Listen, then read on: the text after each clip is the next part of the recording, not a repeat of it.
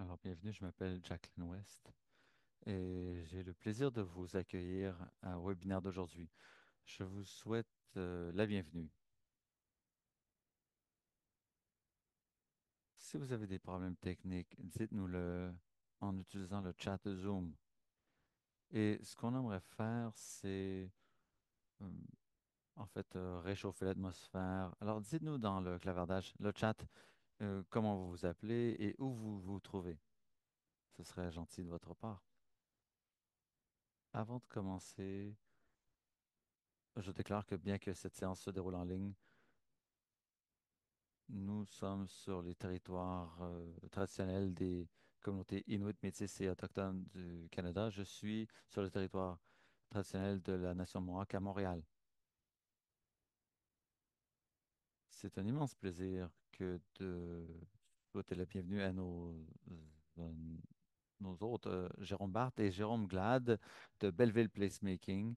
Je suis une fan de leur travail. Je les observe de loin depuis quelques années et j'ai récemment eu l'occasion de les écouter sur un balado où ils nous faisaient part d'une vision large d'un lieu qu'on appelle cadre bâti.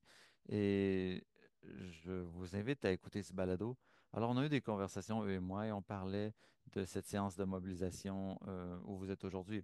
Étant donné la grande expérience de Jérôme Barthes et Jérôme Glad dans euh, le domaine de la création d'espaces publics urbains, eh bien, j'ai cru que ce serait judicieux de les présenter à la communauté de l'Institut urbain du Canada. Alors, au nom de la communauté de création de lieux du Canada, l'Institut urbain du Canada, la Fondation communautaire du Canada et l'Initiative pour des collectivités en santé, au nom de tous ces organismes, eh bien, nous vous présentons ce webinaire. Je vous donne un aperçu de la pra- communauté pratique et ce qu'elle offre. Si vous n'avez pas vu le site placemakingcommunity.ca, eh bien, je vous invite à y aller. Vous y trouverez des outils, des meilleures pratiques, des outils de réseautage, organisation de webinaires, etc. Alors, sans plus tarder, j'aimerais remercier Patricia, nos interprètes, qui nous permettent de tenir cette séance dans les deux langues officielles. Alors, bonjour Jérôme et Jérôme. Merci énormément. C'est un plaisir que d'être ici avec vous.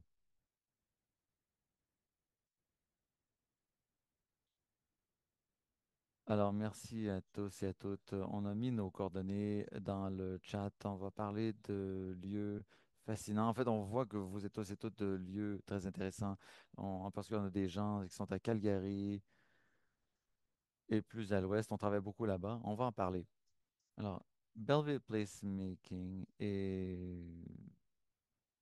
qu'on appelle Place Jérôme, parce que nous, les deux Jérômes, sommes derrière ce projet. Eh bien, moi, j'ai eu l'occasion de passer le gros de ma carrière dans des organisations qui sont actives, qui sont des gestionnaires et des exploitantes et promotrices actives des espaces publics selon le modèle en fait, place publique qui a été créé à New York et qui a essaimé partout aux États-Unis et maintenant, heureusement, au Canada. Des lieux comme Bryant Park. Si vous êtes allé à New York, vous avez eu l'occasion de voir ce parc. J'ai passé 15 ans dans ce quartier. J'étais le directeur général du Highline. J'ai- J'étais directeur financier du Times Square Plaza, qui a été créé sur un ancien site ferroviaire. Et ensuite, on a créer des lieux en fait, d'une grande valeur. L'idée, c'est toujours de créer la valeur par ces lieux publics. Pour ma part, il y a 10 ans, j'ai fait des études sur Village au Pied du Courant, au Jardin Gamelin à Montréal, au quartier des spectacles. On y reviendra plus tard aujourd'hui. Et je viens du domaine de l'architecture, mais je voulais avoir un impact concret dans les villes. Et j'étais dans le monde de l'urbanisme tactique, c'est-à-dire des projets qu'on peut mettre en œuvre rapidement, qui ont un impact tangible sur leur ville. Et ce faisant, on a créé beaucoup de lieux de rencontre qui ont porté fruit. Et je crois que l'urbanisme tactique nous pousse parfois à long terme à avoir un impact, en fait, à long terme. Et avec Belleville et l'intersection des expertises, expertises la mienne et celle de Jérôme, on va avoir un impact dans les villes, mais on veut se concentrer sur les impacts à long terme, c'est-à-dire le réaménagement des nouveaux quartiers, les nouveaux quartiers des villes, etc. On va avoir un impact justement sur ces lieux.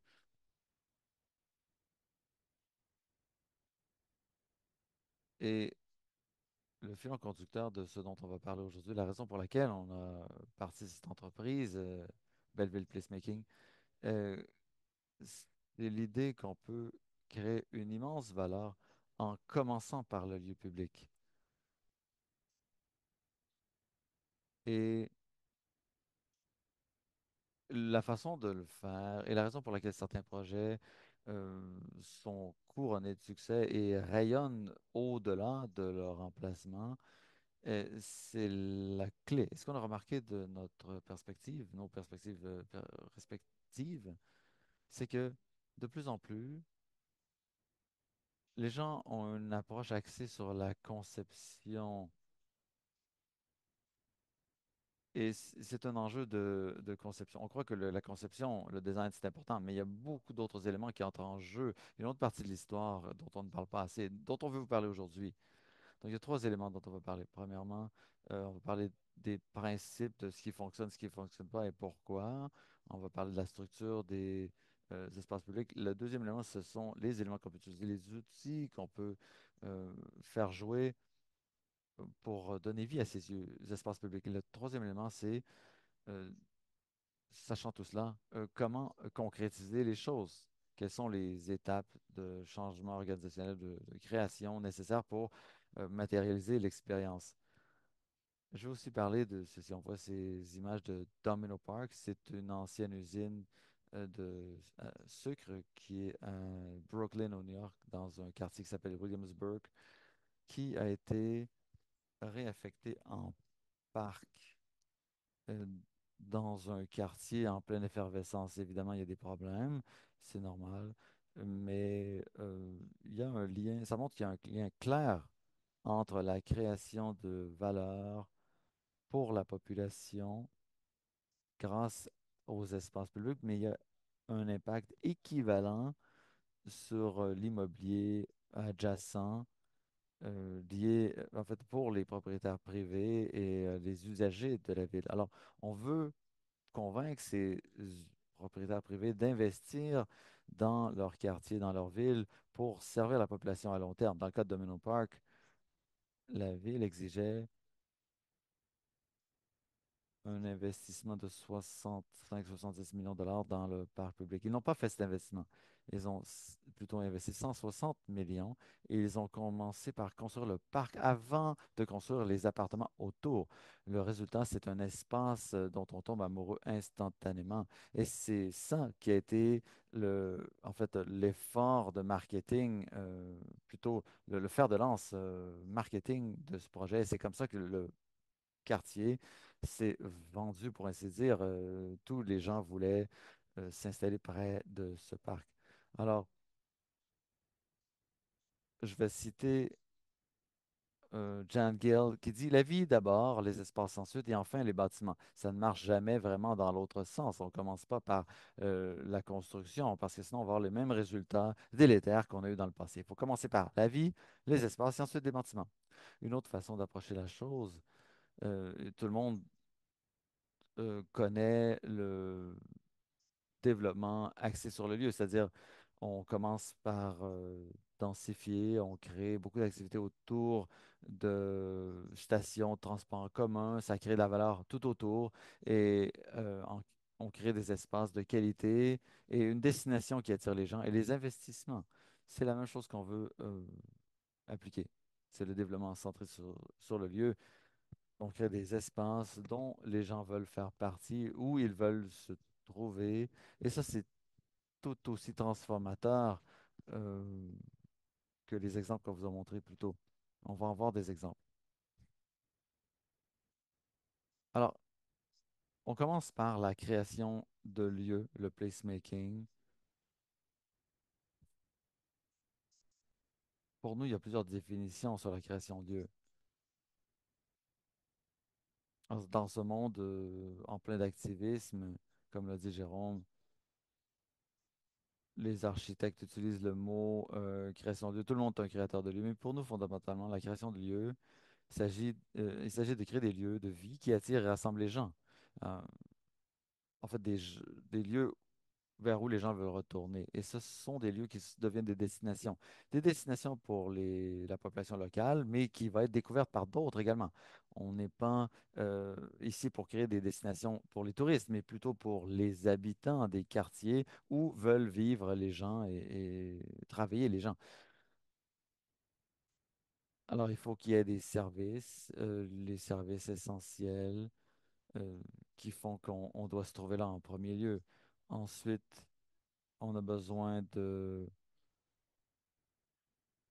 destination, que ce soit une destination qui allie les expertises, que ce soit de beaux aménagements conviviaux, des services essentiels et autres, et qu'il y ait des programmes, des usages attrayants. Et enfin, il faut qu'il y ait une gestion de qualité et des finances, en fait, une gestion financière pérenne. Il faut de l'argent, il faut des fonds. En fait, il faut qu'il y ait des gens qui dépensent et qui gèrent ces fonds de façon sage. Et il faut que les gestionnaires puissent adapter l'usage et les programmes qui se déroulent dans ces lieux, parce que rien n'est statique. Alors, commençons par le premier enjeu que la plupart des lieux publics nord-américains ont. Pas tous les espaces nord-américains, mais la plupart. Vous êtes dans une municipalité où il y a un promoteur privé qui veut créer un espace, il va utiliser cet espace, il va dire, nous voulons un espace de catégorie mondiale. Qu'est-ce que ça veut dire catégorie mondiale? Un lieu de catégorie mondiale. Alors, qu'est-ce que c'est? Ils vont dire, eh bien, euh, une place comme Plaza New York. Bon, ça c'est assez élémentaire comme lieu. Mais est-ce que ces lieux qu'on imagine ont,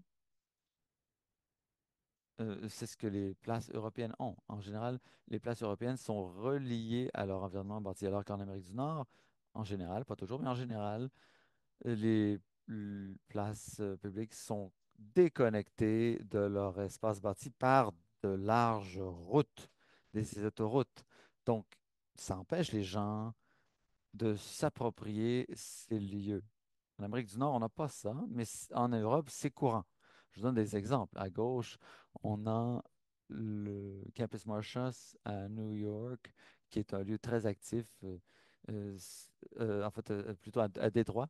C'est au centre de la revitalisation, de l'effort de revitalisation de Détroit, et c'est un succès éclatant. On peut prendre des centaines de places italiennes, nord-américaines, comme celle-ci, et on voit, vous voyez à droite, on le compare à ce qu'il y a à gauche, à Détroit, il y a quatre voies d'autoroute à droite, au nord, au sud et à l'ouest. Donc, vous voyez, cette place publique est coupée complètement de l'environnement bâti de la ville. Alors qu'à droite de l'image, l'image de droite, on a cette place en Italie, la Piazza del Erbe à Vérone, en Italie. Eh bien, on voit que la place est complètement intégrée dans l'environnement bâti. Donc, elle fait partie de la ville. Donc, c'est tout à fait naturel de converger vers ce lieu, alors que c'est tout le contraire à Détroit, à gauche. Donc, le but, c'est de recréer cette place européenne. euh,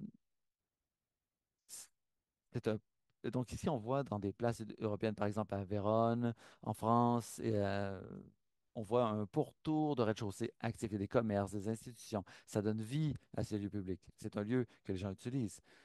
Et on a ensuite des espaces semi-privés que sont les terrasses. Semi-privés parce que les interactions sont faciles entre le centre de la place et les gens sur les terrasses. Il y a des gens peut-être qui entrent, qui sortent, qui se font la bise, qui disent bonjour. Ensuite, l'espace privé à l'intérieur du bâtiment. Ça, c'est la norme en Europe. En Amérique du Sud, dans la plupart des vieilles villes d'Asie et partout en Europe. En Amérique du Nord, on ne voit pas ce genre de place. Donc, on doit se réapproprier ces lieux par la création de lieux.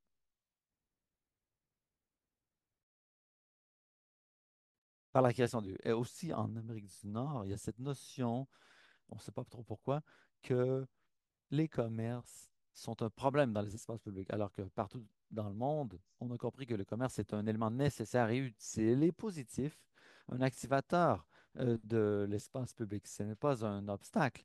On ne va pas mettre, évidemment, un concessionnaire automobile à côté de cette place, mais ce sont des commerces que les gens veulent fréquenter en ville et ils sont les bienvenus et désirés par la population. Les gens veulent prendre un verre, veulent manger, veulent acheter des choses essentielles, ils veulent une excuse de s'asseoir pour contempler le monde aussi longtemps que possible jusqu'à ce qu'ils aient à retourner au travail ou à aller chercher les enfants, etc. Alors, en intégrant les marchés, les commerces de toutes sortes, les kiosques de crème glacée, c'est pas important ce qu'on met, mais l'essence, c'est de faire en sorte que les gens peuvent rester dans ce lieu, y passer du temps et profiter de la vie dans ce lieu. Alors, comment accomplir cet objectif? Donc, même si vous avez de très beaux services dans votre place, si elle est déconnectée de son environnement bâti, vous avez des problèmes. Alors, c'est ce qu'on voit à gauche. Et ce qu'on veut atteindre, c'est ce qu'on voit à droite de l'écran. Alors, on peut à gauche, on a une séparation, l'énergie reste en dehors de la place, et à droite, une connexion. Les bords actifs donnent vie à la place. Alors, c'est ce dont je parlais. On a- Merci pour vos commentaires, oui.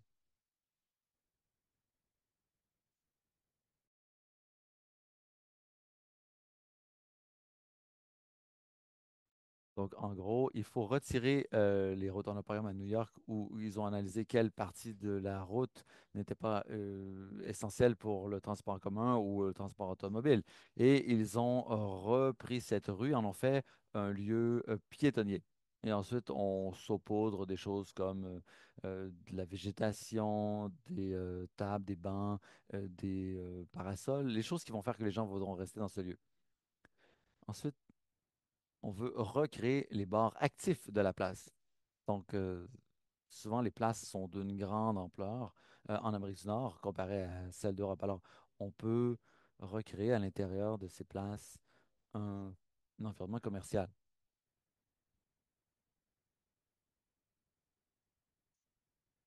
Voici une image de Grand Park où on a recréé une place européenne. Alors, Grand Park, dans la plupart des parcs urbains, il y a un moyen de le faire. Ici, c'est un rectangle, c'est facile à faire et c'est relativement grand. Mais ce qui arrive, c'est que il y a un centre relativement non structuré pour les activités formelles ou les événements ou les grands rassemblements occasionnels.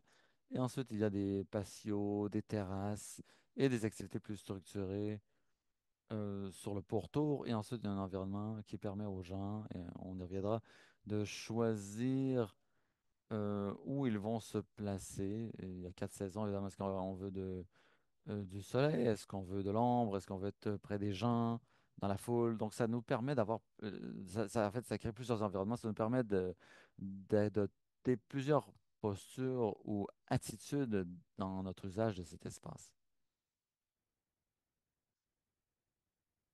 Alors, ça, c'était les principes élémentaires. On veut que les gens puissent s'approprier l'espace. On veut qu'il y ait une connexion avec l'environnement bâti. On veut un bord actif de la place. On veut un lieu où la vie peut s'épanouir.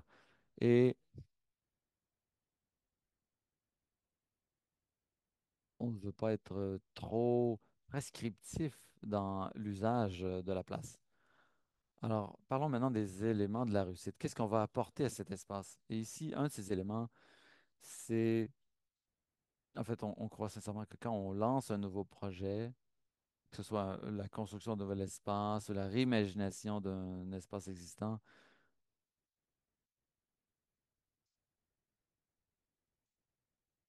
il ne faut pas commencer par la conception. Parce que tout le monde commence par la conception. Les gens ne peuvent pas s'en empêcher. Et c'est très formaté, hein. C'est très difficile de sortir des sentiers battus et de convaincre les décisionnaires de ne pas commencer par le design ou la conception. Mais vous commencez par votre site, ensuite vous faites le programme.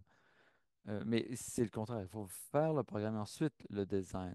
Il faut déterminer ce qu'on veut qui se produise dans ce lieu, ce qu'on veut avoir dans cet espace, ce qui va se produire. C'est quelque chose qu'on voit plus dans le secteur privé et dans l'événement bâti parce qu'on ne commence pas on ne part pas un musée par le bâtiment, mais on commence par la collection. C'est la même chose qu'il faut faire ici.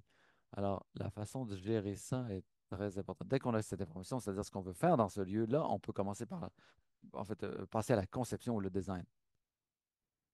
Et là, on pourra bâtir, le- en fait, construire l'environnement bâti. Alors, on essaie de rendre ces pages bilingues. C'est pas nécessairement en fait, ce qu'on cherchait visuellement, mais bon, on va se concentrer sur le contenu et non sur le contenant. La plupart des gens, quand ils pensent au programme de leur espace public, c'est ce qu'on voit ici, la pyramide de la programmation, ils vont se concentrer sur le sommet. Ils pensent aux grands événements. Je veux Taylor Swift, je veux Bad Bunny, je veux la finale de la Coupe Stanley, je veux, etc., etc. 10 000 personnes, toutes réunies. Ça, c'est merveilleux, c'est important pour réussir la création de ces lieux. Mais si vous concevez les choses en fonction de ces objectifs, c'est comme concevoir un immense stationnement pour le Black Friday. Donc, c'est le reste du temps, les 364 autres jours de l'année, le stationnement est vide. La, les, la plupart des espaces publics couronnés de succès dans le monde sont des lieux qu'on utilise au quotidien. Ce ne sont pas des lieux qu'on a construits pour les grands événements ponctuels. C'est pour la vie quotidienne. C'est ce qui fait que ce sont des lieux de rassemblement et des lieux convoités. Et c'est pourquoi il y a des options, en fait, des lieux où s'asseoir, où il y a de l'ombre, il y a de l'espace ensoleillé, il y a des commerces, on peut en fait, se nourrir dans ces lieux, on peut acheter des rafraîchissements, de la nourriture. Et ce sont des gens très diversifiés qui vont se réunir là.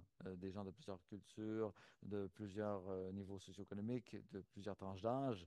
Et par exemple, si vous avez trois filles, la plus jeune a 6 ans, vous ne pouvez pas faire la même chose et vous n'êtes pas intéressé par la même chose que lorsque vos enfants ont 20 ans. Donc, ces espaces, pour être vraiment inclusifs, doivent offrir euh, en fait, offrir des activités, des services à toutes ces tranches d'âge, toutes ces catégories de personnes. Alors même si vous n'avez pas vraiment une idée claire de ce que vous allez faire dans ce lieu, vous allez vous amuser. Vous devez savoir ça, que peu importe, on n'a pas de plan, mais on va à ce lieu et ça va bien se passer. On va y trouver quelque chose à faire. Donc c'est l'esprit dans lequel vous devez en fait bâtir, concevoir cet espace. C'est-à-dire commencer par la vie, ensuite le concevoir plus concrètement. Est-ce que vous voulez des activités de comédie ou des spectacles musicaux de petite échelle? Peu importe. Et ensuite, tous les mois, il y a un grand événement, des spectacles, des conférences, etc. Donc, vous devez commencer par le quotidien, ce que les gens font au quotidien. Ensuite, les événements ponctuels, hebdomadaires. Ensuite, les grands événements annuels. Mais dans cet ordre. Alors, il faut commencer par la base de la pyramide. Et ça fonctionne toujours de la même façon. C'est pas toujours à la même échelle. Par exemple, Grand Park, il y a 8 millions de personnes par année. Vous n'aurez pas 8 millions de personnes par année à Rimouski, par exemple. Mais vous allez avoir l'expérience équivalente pour la population et pour le marché. Donc, ces éléments de fondation vous permettent de créer un cœur de vie, de créer quelque chose de pertinent et de chéri par la communauté. Et selon nous, on peut appliquer ces principes dans toute communauté, peu importe l'échelle, la taille de la communauté. Chaque communauté est différente, mais ce principe est toujours vrai. Alors, vous vous concentrez sur l'essentiel et ensuite vous partez du bas de la pyramide et vous bâtissez vers le haut. Ensuite, il faut penser de façon stratégique. Voici la roue programmatique. Alors, si vous avez ces activités que vous voulez organiser pour une raison ou une autre, qui participera à ces activités et ensuite plus tard, vous prendrez votre chapeau, vous mettrez votre chapeau d'impresario. Donc, vous devez organiser les choses au bon moment pour que ça fonctionne. Ça semble évident, mais la plupart des gens ne le font pas. Ils programment les choses lorsque c'est pratique pour l'artiste ou le personnel ou l'équipe de gestion. Mais il faut plutôt s'adapter à l'auditoire, à la population. Et c'est là que vos activités seront couronnées de succès. et vos événements seront convoités. Parce que vous êtes en concurrence avec toute autre activité dans le monde, en particulier celle-ci, le téléphone. En fait, le mien me dit combien de fois je regarde mon téléphone par semaine. En fait, c'est 3 heures et demie par jour, c'est horrible, je me sens très mal.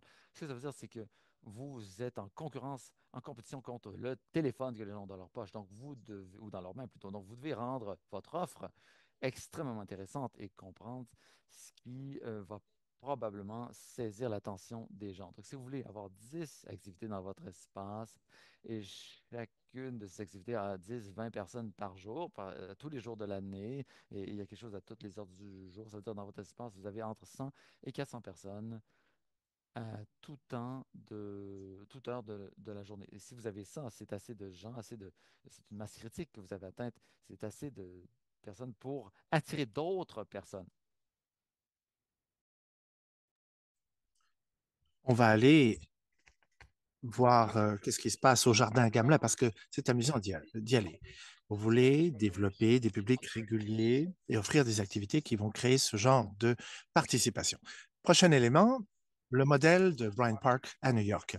Alors, si vous voulez considérer ce qui suit, une offre de, dans cet espace, à quoi ça peut ressembler? Vous voyez un petit peu le genre de programmation centrale que l'on vous a suggéré. En orange, vous voyez les activités commerciales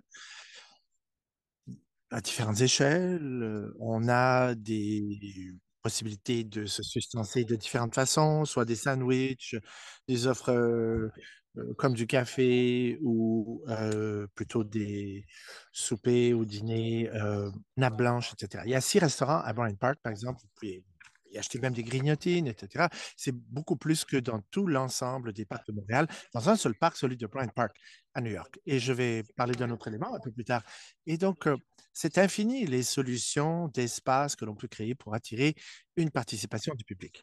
Prochain élément, nourriture et boissons. Qu'est-ce qu'on va mettre dans notre espace urbain? Il y a plusieurs éléments que j'ai déjà mentionnés. Premièrement, bien sûr, en priorité, de la nourriture et des boissons. Durant toute notre carrière, cet élément constitue une matière importante, à la fois pour créer un engouement, pour que les gens restent sur place, pour l'atmosphère, l'ambiance, etc., pour que les gens se rassemblent in situ. Et c'est important. On ne peut pas s'en passer de cette nourriture, de ces boissons. Voilà. Et maintenant, un autre point. Oui, allons-y. Un instant. Je voulais juste mentionner un item. On utilise l'exemple de Jardin Gamelin et celui de Bryant Park à New York et l'Esplanade Tranquille à Montréal. L'Esplanade Tranquille et Jardin Gamelin. Moi, il y a 10 ans, j'ai conçu Jardin Gamelin avec le partenariat des quartiers du spectacle. Et Jacqueline, vous pouvez en parler un peu. Et l'Esplanade Tranquille, nous avons conçu, on ne l'a pas conçu, mais en fait, c'est le quartier des spectacles qui l'a fait. Mais on utilise cela comme un exemple parfait d'un lieu qui a été conçu à partir d'un programme d'abord. Il y a une programmation et le design, la conception a tourné autour de la programmation. Jacqueline, voulez-vous nous en parler? Les pratiques exemplaires relativement à ces deux espaces à Montréal sont là et font appel à un secteur démographique plus vaste. 7 à 77 ans, peu importe, vous pouvez profiter de cet espace et je pourrais un peu plus tard parler, y mettre mon grain de sel lorsque vous en parlerez davantage. Voilà. Donc, je reviens au Jardin Gamelin, une des premières stratégies qui a été utilisée là pour créer une vie nocturne, c'était d'y mettre de la nourriture, des boissons et de créer un beer garden, un jardin de bière, comme on dit à l'allemande, une façon de s'y sustenter en nourriture et boissons. Alors, voilà, c'est riche en contenu ici, ce diapo.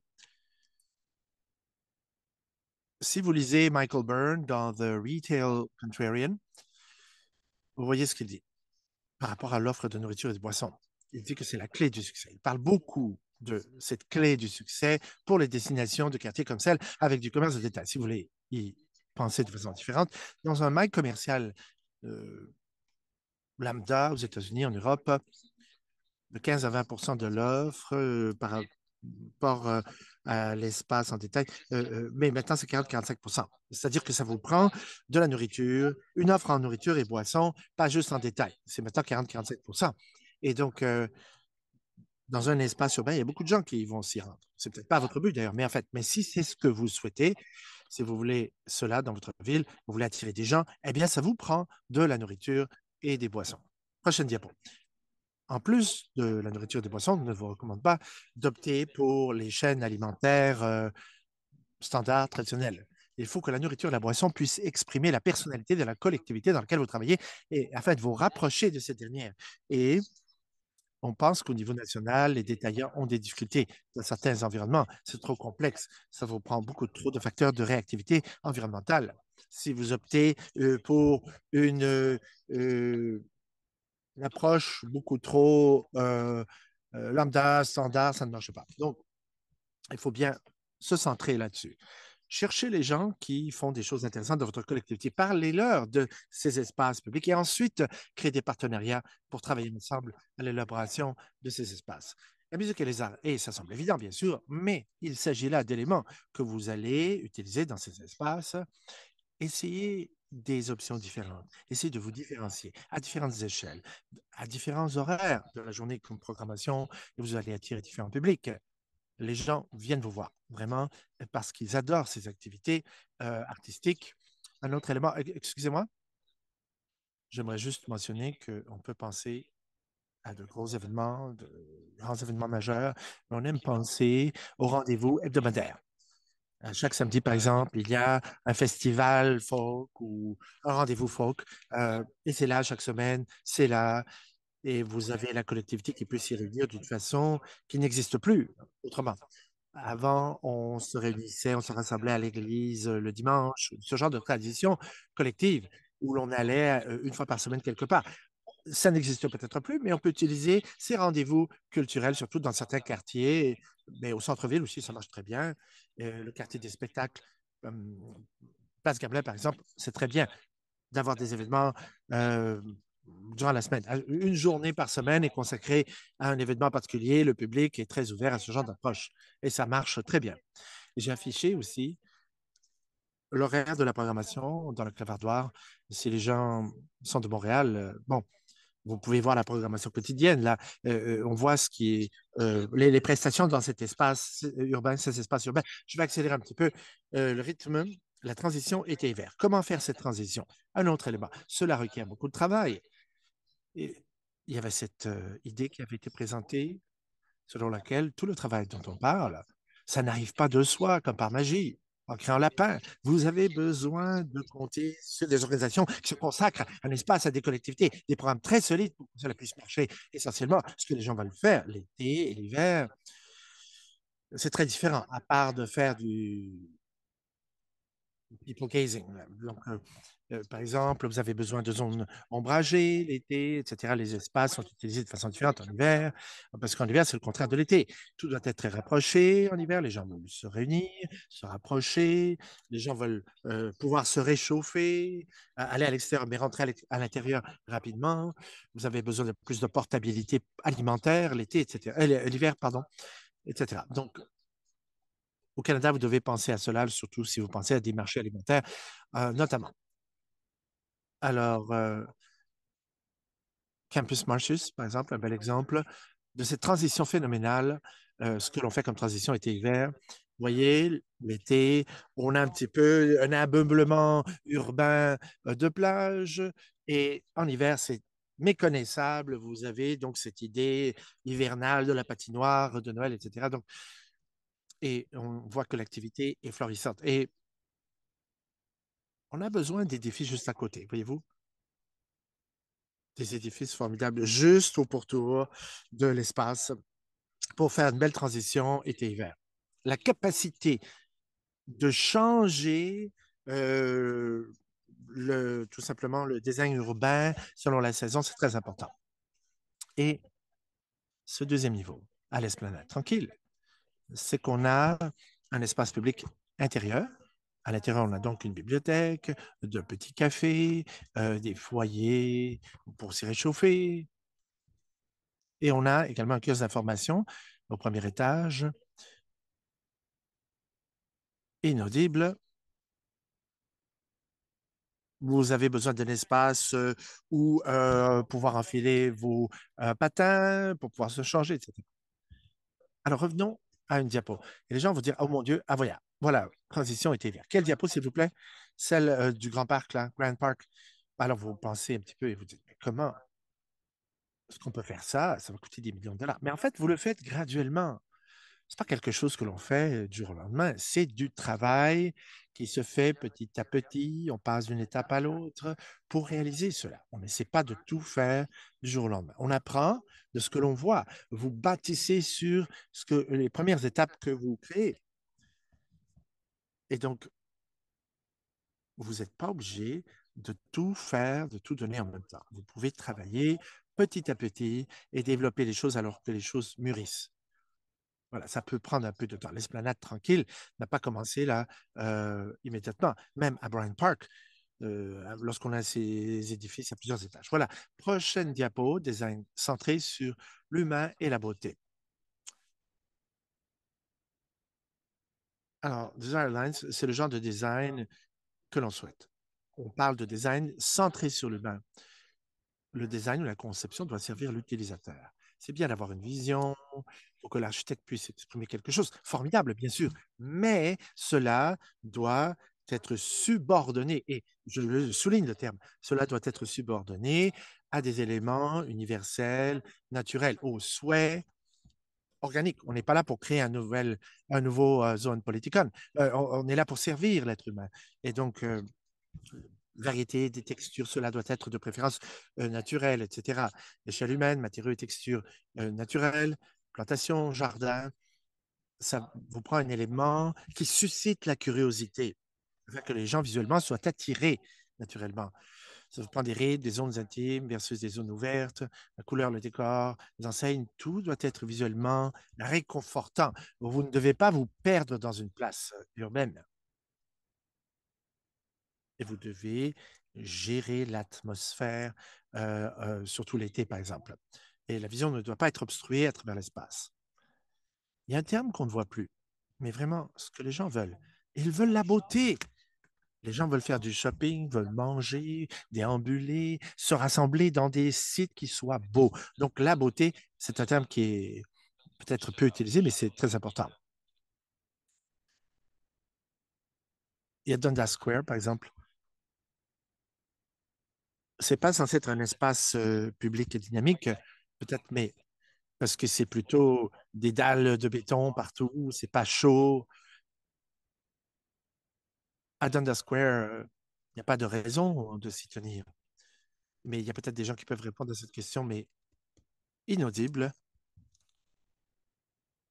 C'est du granit et non du béton.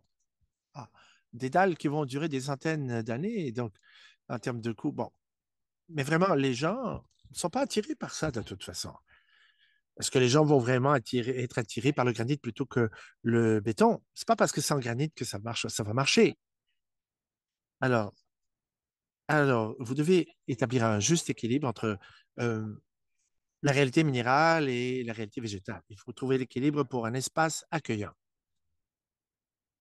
Vous avez à droite quelque chose de plus traditionnel, avec beaucoup d'espace à l'échelle humaine, des pourtours humains à Bryant Park à New York, par exemple, par opposition à la nouvelle place de la République de Paris.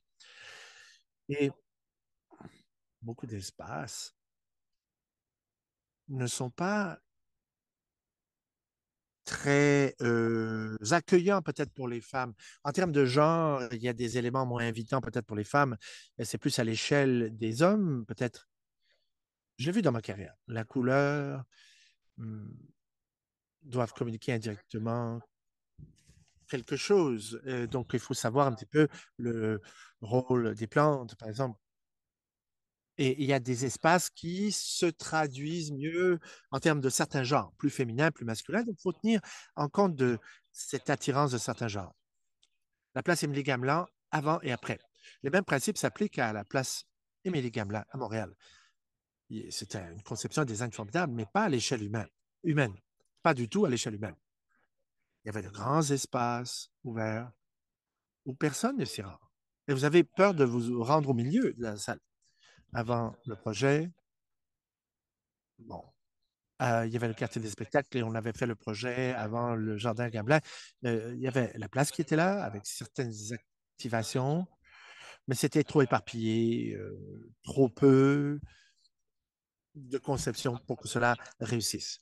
Il y avait certains événements et ça marchait peut-être, mais c'était un lieu de béton lorsque les événements se terminaient. La stratégie, c'était de créer des poches d'intimité à la place des Gamelin en utilisant des éléments liés à la réalité des jardins, le jardinage, pour créer un élément d'échelle humaine. Vous avez les terrasses, les jardins, donc qui se sont installés, le square central, des espaces plus verts qu'avant. C'est moins d'aller. Et donc, on y crée là une certaine intimité qui aide les gens à revenir à la place plutôt que d'avoir cette esthétique plutôt urbaniste. Le mobilier mobile.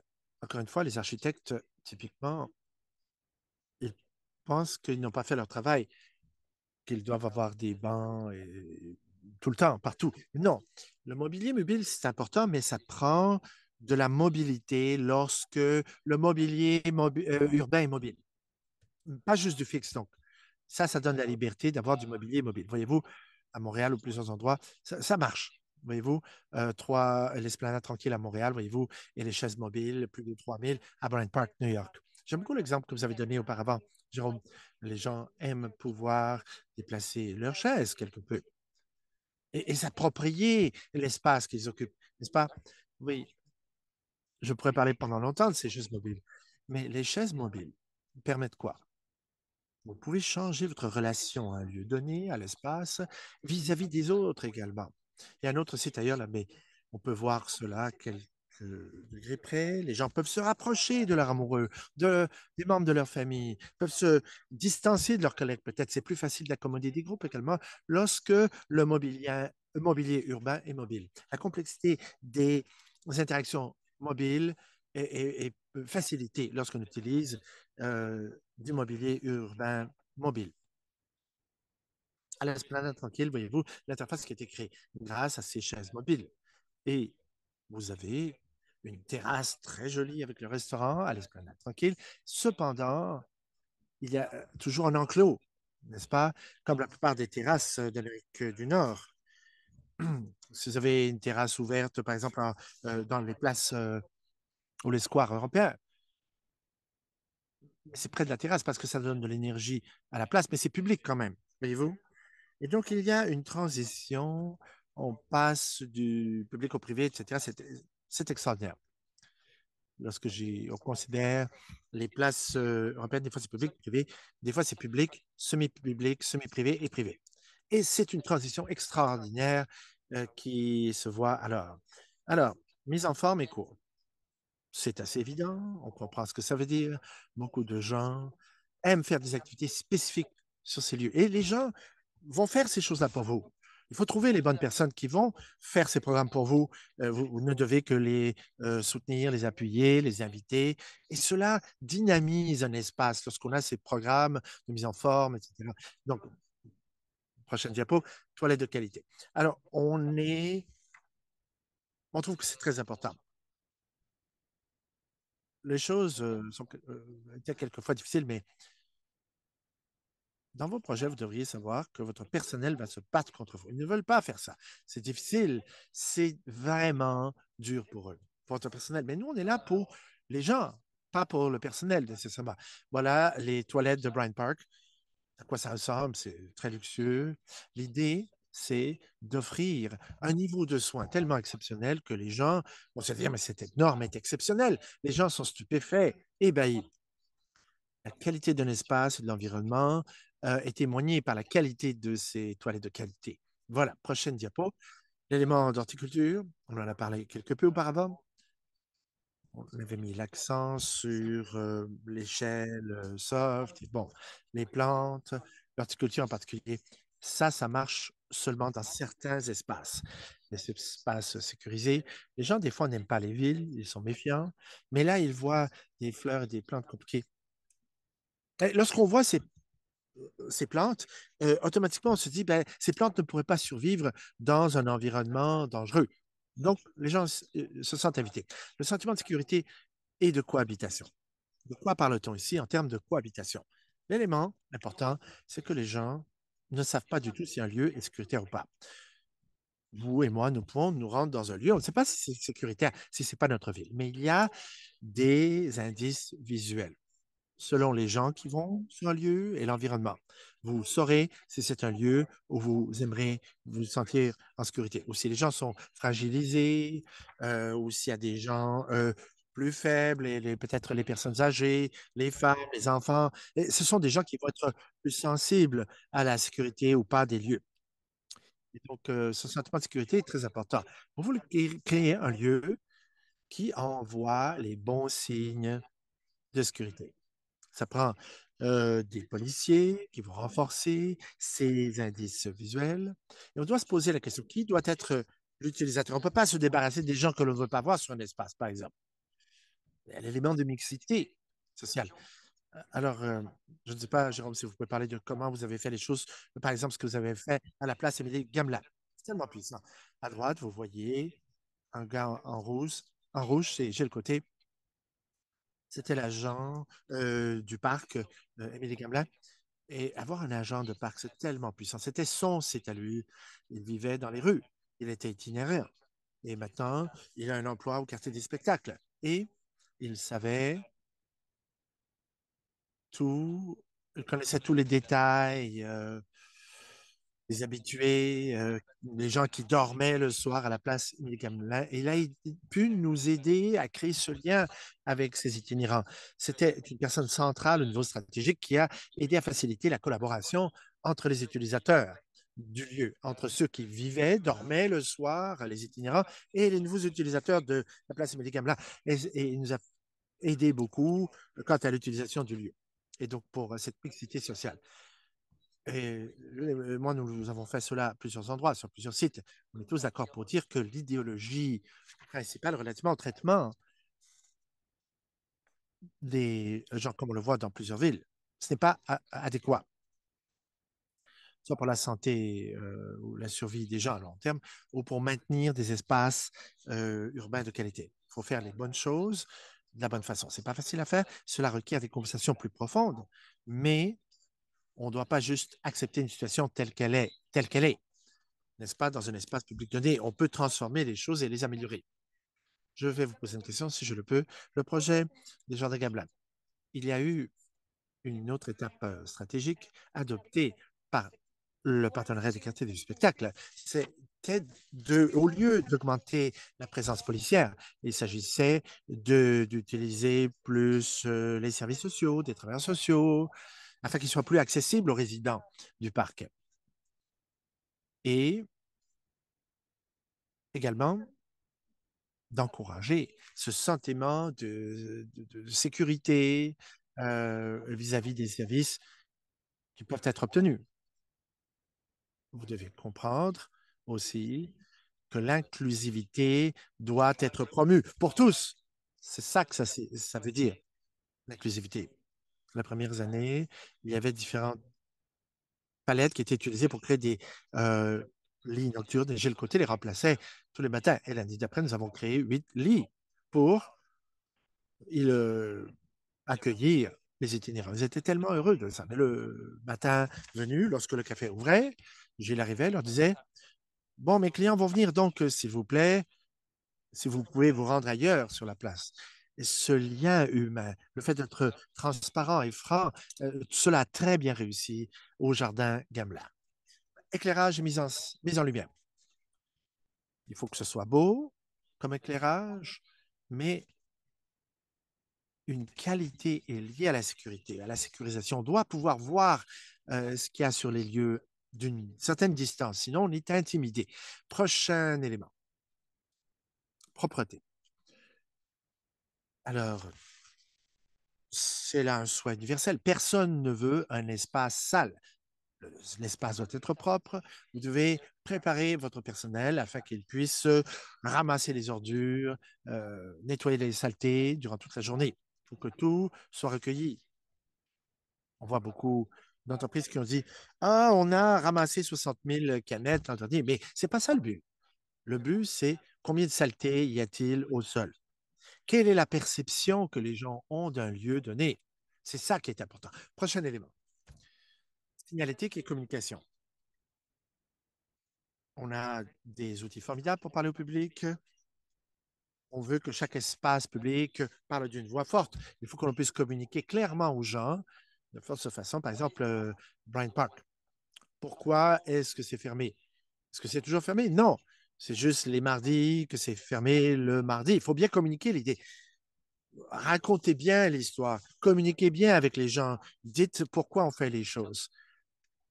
Bien communiquer l'histoire, la trame narrative relativement à un lieu, un espace, c'est très important, ce qui va rassurer les gens et rendre le lieu plus invitant.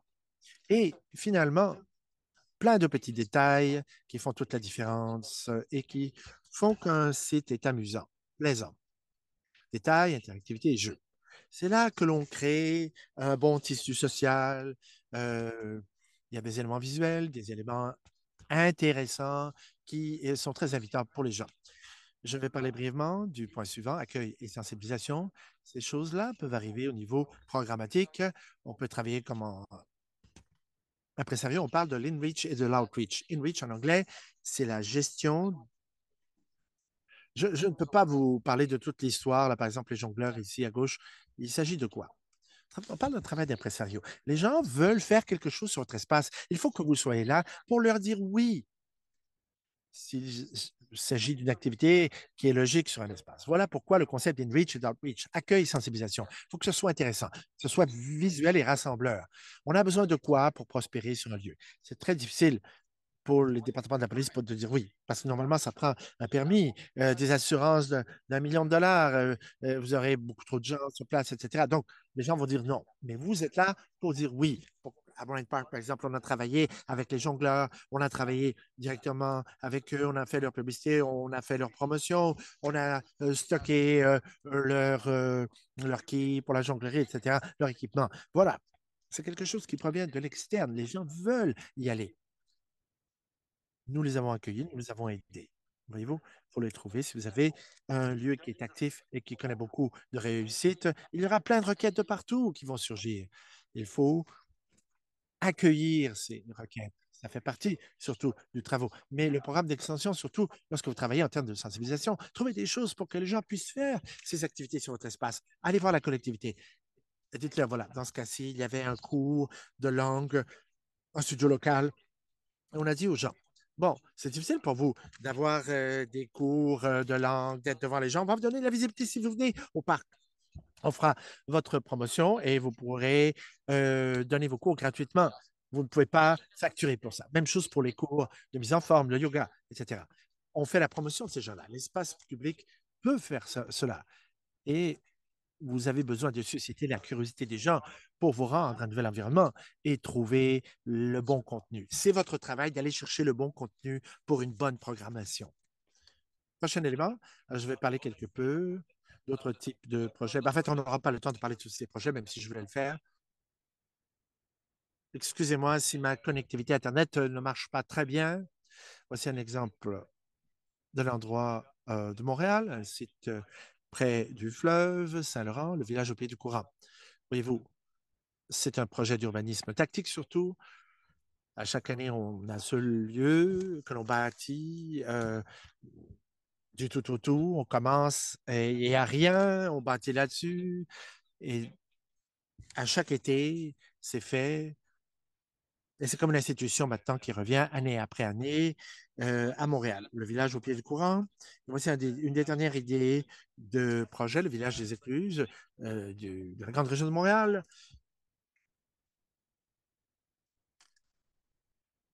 Il a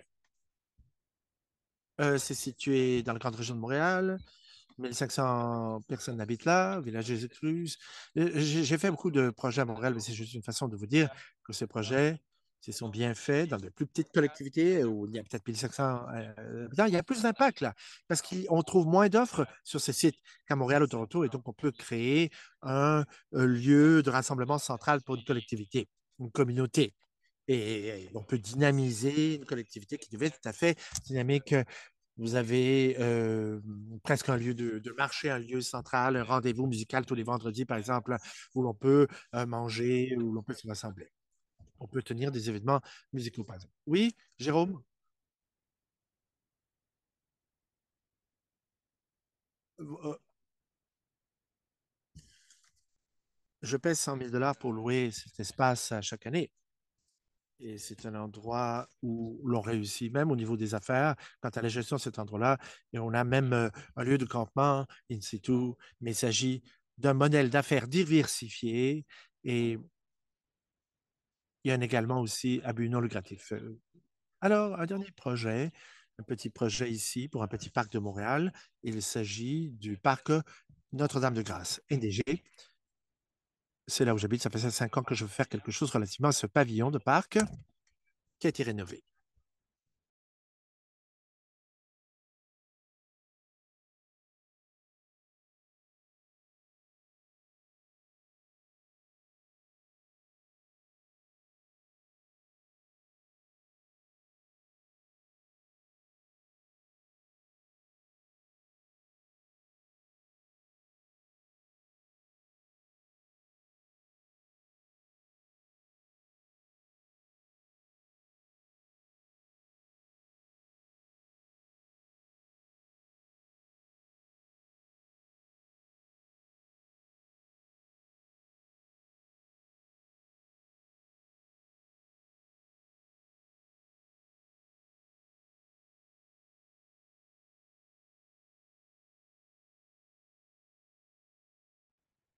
Alors, qu'est-ce que vous faites? Comment est-ce que vous organisez ceci? Vous avez cet espace, par exemple.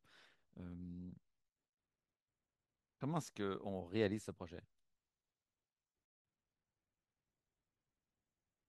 Donc ici, on voit cet espace très intéressant. Les gens sont à l'aise. L'idée ici, c'est que vous vous rendez compte il y a quelqu'un qui est responsable de la marche des choses. Et ce groupe de personnes fait une transition entre une activité une activité passive et une activité activement hospitalière. Lorsque vous faites en sorte que les gens se sentent bien à l'extérieur, eh bien, vous avez ce résultat. Deux façons d'être là. On peut simplement être là, à côté de la fontaine, d'un arbre, etc. En fait, c'est deux choses qu'on mesure. Où il se trouve et combien de temps il reste. Alors, ce sont deux indicateurs. Donc, très intéressant. Donc, on veut amener les gens à ce lieu, on veut qu'ils y restent le plus longtemps possible. Et l'hospitalité est essentielle. Alors, qui est responsable? Ce qu'on voit ici, que c'est pas vraiment important. Quelle organisation est responsable? Je crois que c'est mieux lorsque c'est un organisme à but non lucratif dévoué à la gestion de ce genre d'espace public. Et ce qu'on voit en général, c'est qu'il y a trois éléments qui sont nécessaires. Il faut des acteurs du secteur, plutôt en fait, des acteurs du secteur public prêts à mettre au défi, en fait, à changer le statu quo. C'est pas facile à trouver. Ensuite, il faut des acteurs du secteur privé engagés avec des ressources et qui ont une légitimité pour parler à d'autres, etc. Et, et prêts à investir, surtout ils vont faire de l'argent après coup. Et enfin, il faut des politiques qui mènent le changement, des choses novatrices, axées sur les services, pour faire les choses différemment. Donc, euh, souvent, il y a la perception qu'on enlève des choses aux gens. C'est faux, on y reviendra, mais c'est une perception dont il faut tenir compte parce qu'elle est bien réelle, cette perception. Elle existe. Alors, que doivent faire ces organisations qui vont gérer ces espaces publics, ces lieux dont on parle en fait, depuis très longtemps maintenant, par ces partenariats publics-privés, eh bien, elles essaient de se rendre à un état où on tire le meilleur parti de chaque force de ces trois éléments, le public, le privé et le gouvernement. On oblige tout le monde à s'asseoir autour de la table pour opérer cette gouvernance. C'est difficile parce que c'est pas tout le monde qui a le même niveau d'instruction, c'est pas tout le monde qui a les mêmes intérêts, qui est en fait rémunéré de la même façon, qui a le même objectifs. Mais tout le monde doit s'asseoir à la table et euh, opérer cette gouvernance. Ensuite, à long terme, dans les grands projets, il faut des fonds en bout de ligne. Et les fonds ne viennent que de sources limitées. Et on croit sincèrement que surtout au début d'un projet, il faut créer un système qui va augmenter la valeur des propriétés. Ça permet d'augmenter les taxes foncières. Et il faut détourner une portion de cette augmentation des revenus vers le projet en soi, vers l'espace public, pour qu'on réinvestisse constamment dans cet espace public. Surtout au début, il faut créer ce système.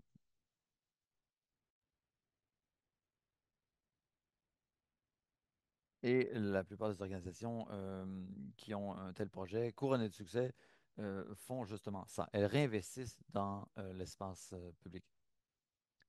Alors, le secteur public a un rôle important à jouer, surtout au début de la création de ce lieu. Et ensuite, ils doivent jouer un rôle équilibré.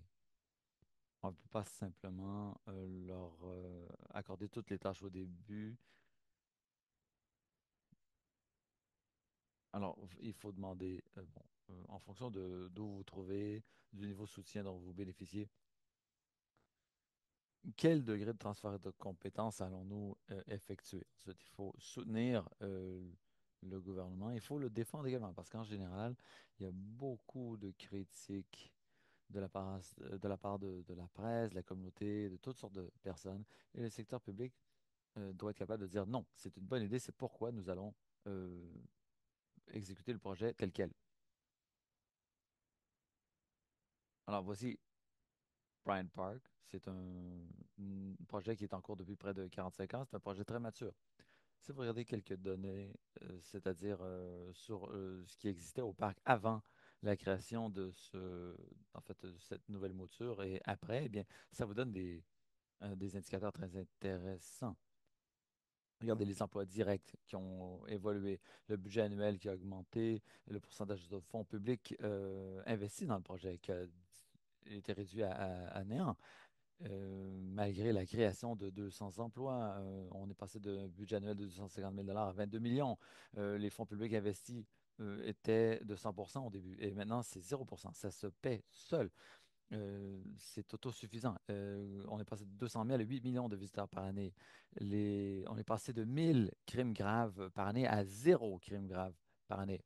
Et on est passé de 10 événements publics à plus de 10 000 par année pour un projet qui est autosuffisant financièrement.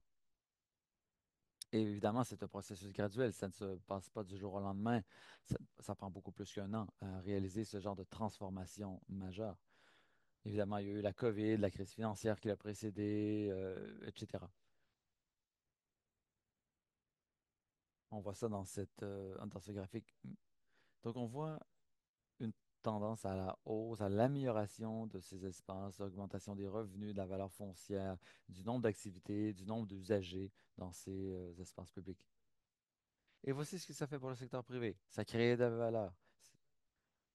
L'exemple de Grace Building à New York, je ne vous présenterai pas tous les chiffres, vous les avez à l'écran. Alors, si vous... En fait, en passant, c'est Brookfield, une entreprise canadienne qui possède ce bâtiment. Vous allez vous demander le gain minimal, en fait, l'augmentation provenant de la proximité avec Bryant Park, c'est 5 par pied carré. Donc, si ce bâtiment était 2 rues plus loin, il aurait une valeur de 5 par pied carré de moins. Donc, chaque pied carré vaudrait 5 de moins. Et le coût de ces 5 par pied carré supplémentaire est de 25 sous par pied carré par année. Donc, c'est un investissement qui rapporte, c'est-à-dire la proximité avec ces lieux publics. Donc, pour répondre à la question de la chat, c'est très difficile à quantifier. La plupart de ces éléments sont très difficilement quantifiables. Mais voici San Antonio, c'est pas New York, ni Los Angeles, ni Toronto, c'est même pas Montréal. C'est San Antonio, au Texas. Donc une ville dont personne ne parle, et le centre de la ville est au milieu d'une place, d'un square. C'est le centre de la ville. Alors, il y a un vieux bâtiment. C'est une ancienne brasserie qui a été achetée par un milliardaire. Il voulait rénover la brasserie et passe à la prochaine page. Son plan consistait à créer des espaces publics de qualité, euh, desservant différentes personnalités, différentes populations. Et ça a pris tous les facteurs qu'on a présentés dans notre présentation aujourd'hui. Donc, on voit ici l'image du campus, des divers espaces publics qui ont été créés autour. Aujourd'hui, ce projet, qui était dans une ville complètement inconnue, euh, il y a eu un investissement public pour refaire en fait le bord de la rivière, les rives. Mais sinon, c'est ce milliardaire qui a créé ce projet. Il y a des logements locatifs à un prix, en fait, un prix très normal, c'est-à-dire accessible à tous. Donc, ça coûte la même chose euh, acheter un appartement que louer un appartement dans cette zone. Alors, il y a eu une augmentation en fait, de la valeur de la ville du quartier. Voici quelques images du Pearl. En fait, louer une chambre au Pearl coûte la même chose que acheter un appartement dans ce quartier. Alors, vous voyez maintenant que ce ne sont pas que nos idées à nous. Nous avons d'autres adeptes de ces méthodes qui ont mis en pratique ces idées. Nous, ce qu'on a fait, c'est justement mettre en pratique les idées de ces personnes euh, qui ont fait des études, justement. George Kelling fait une étude sur en fait, sur justement l'augmentation exponentielle des bienfaits liés à ces projets.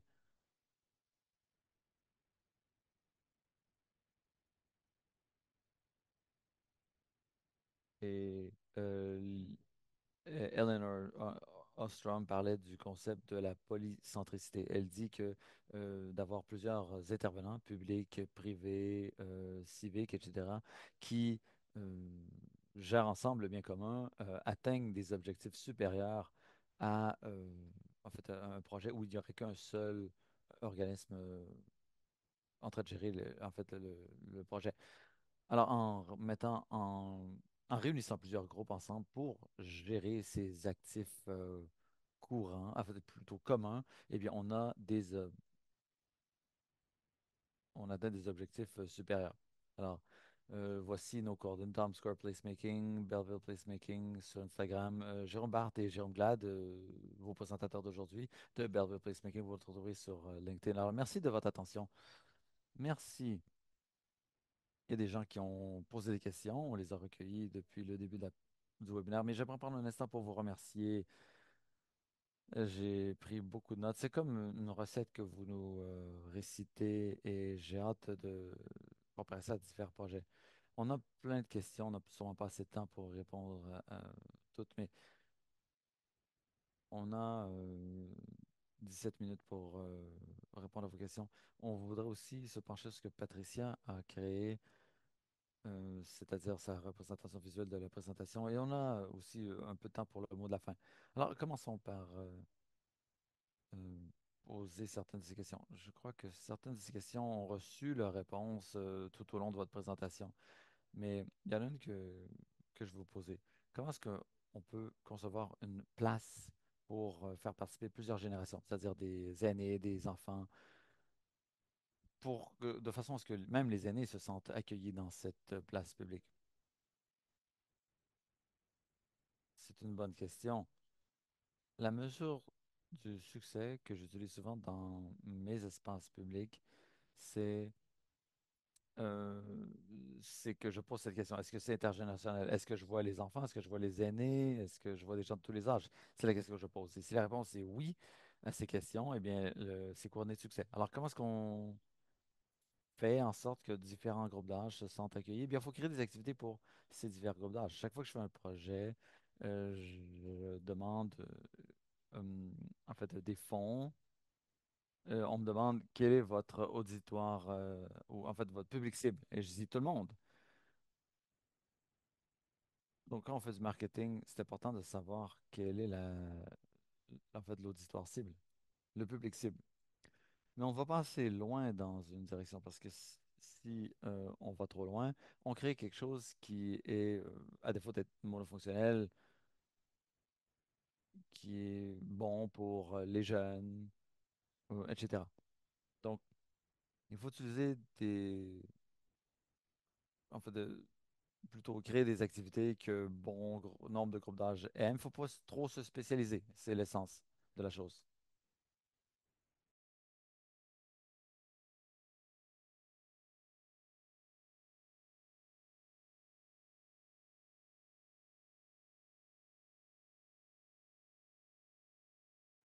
Ce genre d'activité, donc il y a plusieurs personnes âgées qui aiment se réunir, faire des activités, le bingo, j'en ai parlé bien sûr.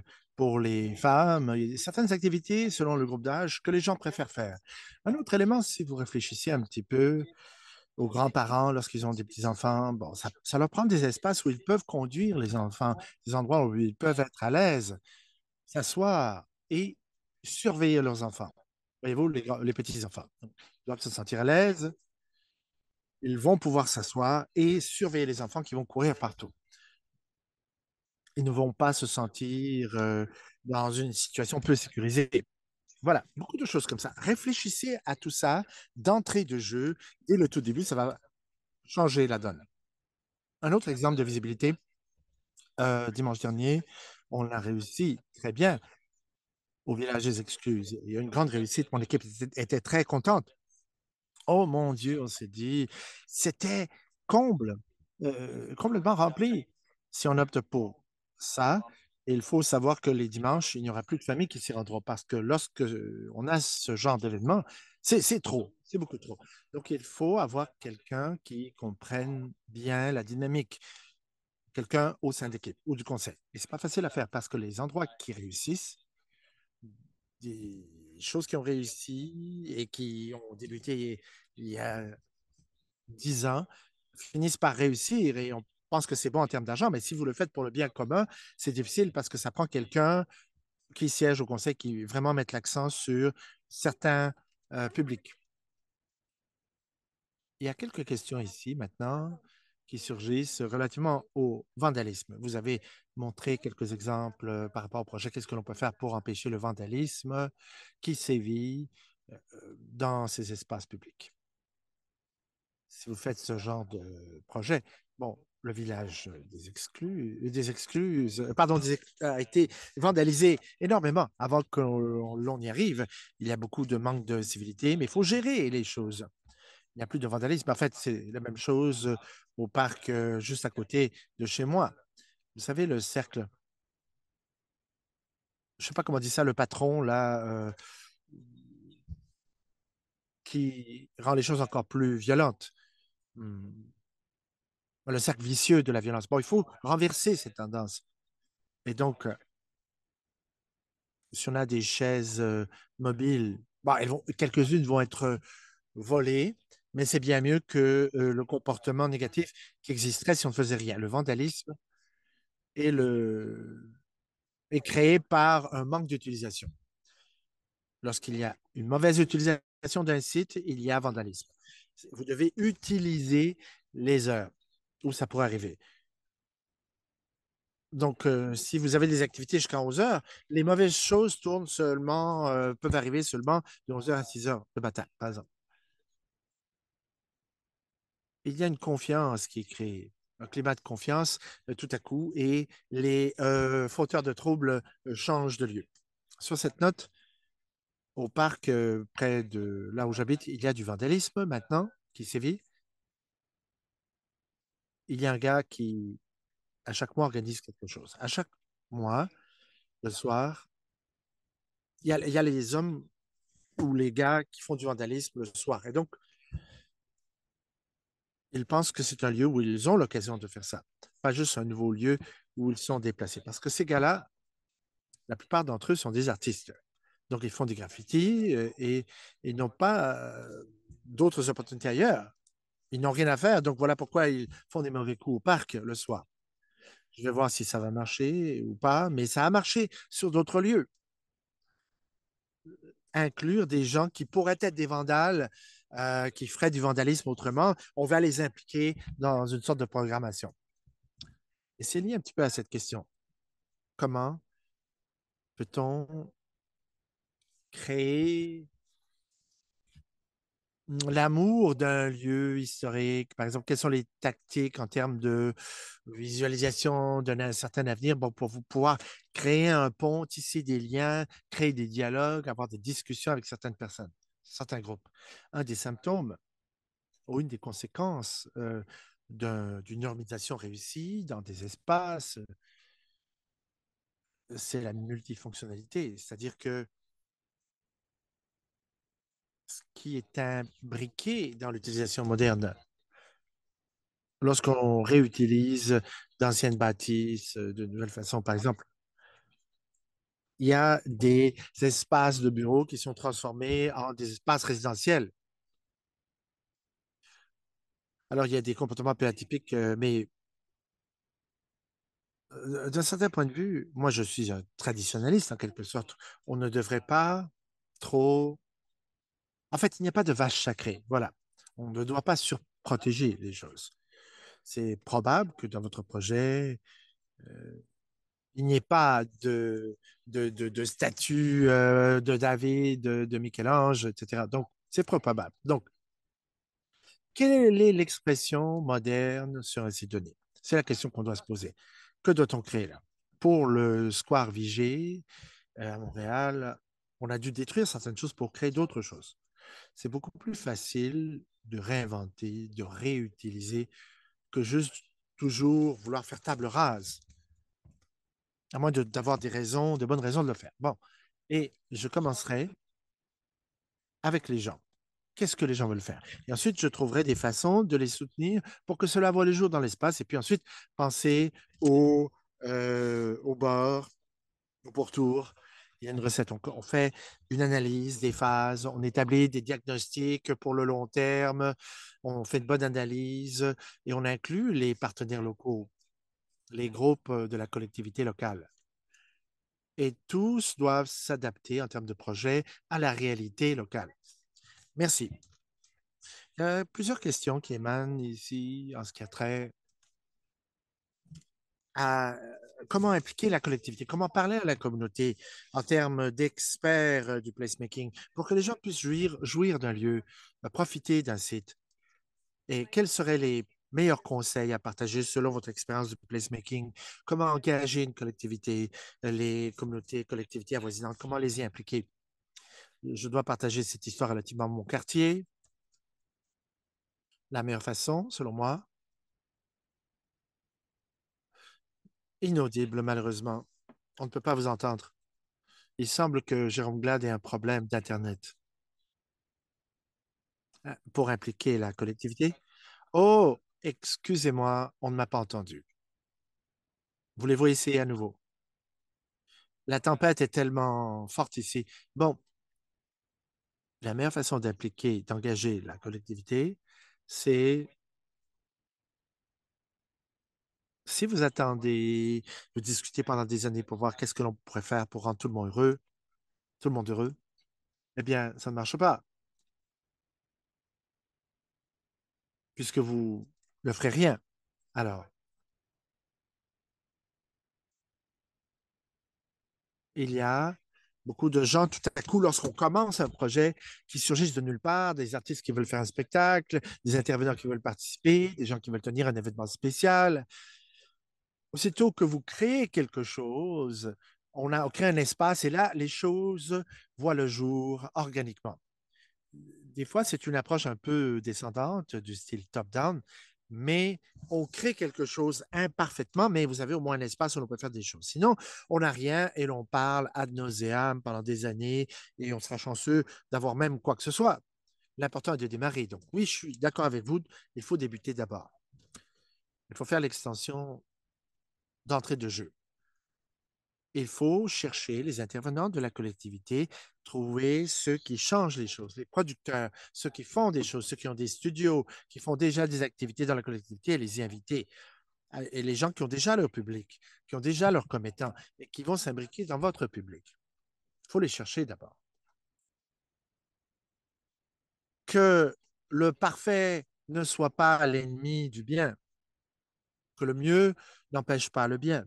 Et donc, on commence quelque part, on implique les parties prenantes locales, localement. Et voilà.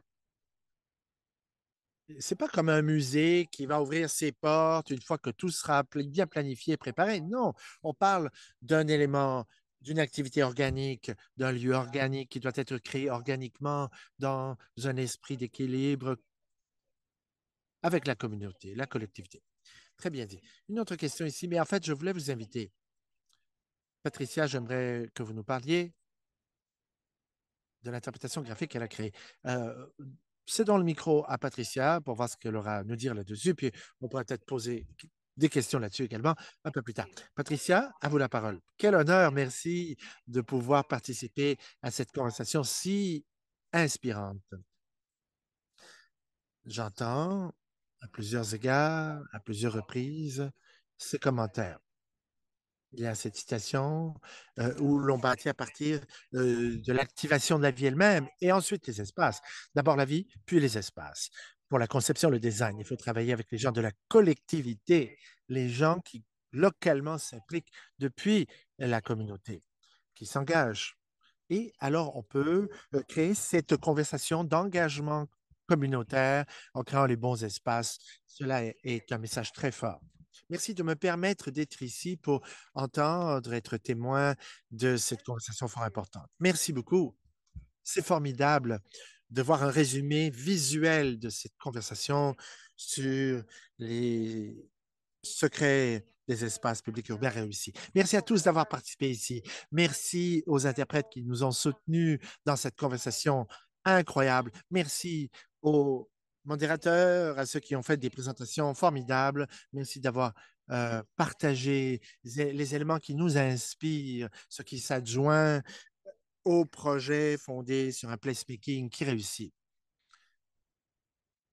Alors, nous avons un sondage pour que vous puissiez témoigner de votre rétroaction. Notre équipe vous permettra d'avoir accès à ce sondage pour que vous puissiez participer et nous donner votre commentaire. Et on a également des coffres à outils, des différents éléments, des outils disponibles sur YouTube pour étayer cette conversation. On n'a pas eu le temps de poser la dernière question, mais pour une question de temps et on va voir si. Combien de temps nous reste-t-il? 3 minutes. Donc, peut-être qu'on peut essayer en 3 minutes. Allons, on va le faire.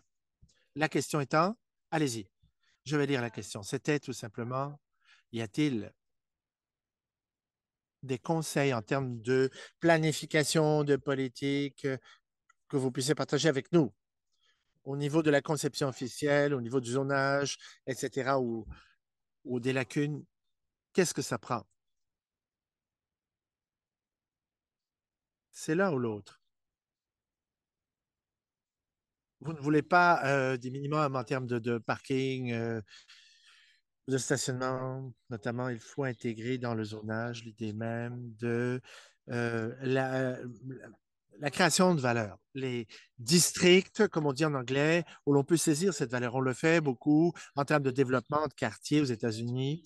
On intègre le value capture, c'est-à-dire on inclut l'idée de l'organisation d'entrée de jeu aussitôt qu'une nouvelle bâtisse est construite. Ces valeurs doivent s'inscrire dans ça. Les municipalités canadiennes fonctionnent de façon différente. On a travaillé avec la municipalité de Calgary, notamment, où l'on permet aux organisations publiques de capturer toutes les valeurs en vue d'un développement à venir pour ajouter de la valeur en termes d'urbanisme. Il y a beaucoup d'outils qui existent dans la législation canadienne pour pouvoir faire cela. Selon la loi canadienne, il faut juste savoir comment mettre en œuvre le tout, en adaptant le tout dans votre espace au Canada. J'ai déjà dit officiellement que la société de commerce, quel est le nom de la société, la SDM, Jérôme? La société de développement commercial. Oui, à son modèle, c'est au Québec. C'est pas un bon modèle, ça ne marche pas bien. Et donc, le propriétaire, c'est lui qui paie la facture au final. Ne faites pas ça. Ne faites pas les SDM. Faites des associations comme on le fait dans le Canada anglophone. Ça est beaucoup plus efficace. N'utilisez pas le modèle québécois, mais le modèle des provinces anglophones du Canada. Voilà.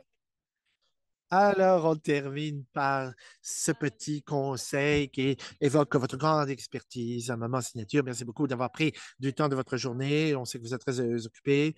Merci beaucoup à l'initiative HCI du Canada, CUI Canada, le CHCI. Merci beaucoup pour avoir participé à cette séance de mobilisation sur les sécurités des espaces publics urbains réussis. Merci beaucoup à tous d'avoir participé. À la prochaine.